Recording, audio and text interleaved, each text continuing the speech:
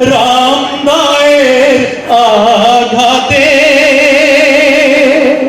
থেতলে যাওয়া নিথর দেহ পড়েছিল ফুটপাতে। হিংস্র হায়নার লগি বৈঠা রামদায়ের আঘাতে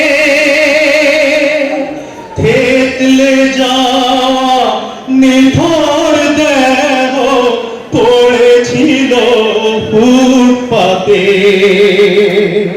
আত্মা পেল রবের দেয়া প্রশান্তির ঠিকানা। মাগো